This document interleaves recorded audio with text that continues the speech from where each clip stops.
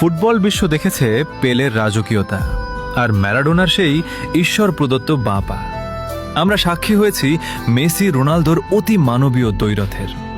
আজকের যুগে হ্যাল্যান্ড এমবাপ্পেরা হয়তো গোল মেশিন হয়ে দাপিয়ে বেড়াচ্ছে মাঠ, কিন্তু এই যান্ত্রিক ফুটবলের ভিড়ে তখন একজনই ছিল যে মাঠটাকে ক্যানভাস বানিয়ে ফুটবল দিয়ে ছবি আঁকত। সে রোনালদিনহোর সেই হারানো শৈল্পিক ফুটবলের শেষ উত্তরাধিকারী নেইমার জুনিয়র। লোকে তাকে ট্রফি দিয়ে বিচার করে, গোল দিয়ে তুলনা করে, কিন্তু তারা বোঝে না নেইমার কোনো পরিসংখ্যানের নাম নয়। নেইমার হলো এক অদ্ভুত সুন্দর যন্ত্রণা। প্রতিবার যখন সে ইনজুরিতে পড়ে মাঠ ছাড়ে, ফুটবল তার চিরচেনা ছন্দ হারায়। হয়তো মেসি রোনালদোর মতো তার হাতে ভুরি ভুরি ব্যালন ডিওর নেই, কিংবা এমবাপ্পের মতো গতি নেই, কিন্তু তার পায়ে যে জাদু আছে তা দেখার জন্য আজও ফুটবল প্রেমীরা রাত জাগে।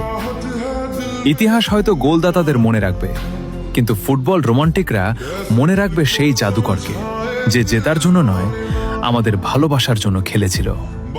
নেইমার, তুমি একটাই।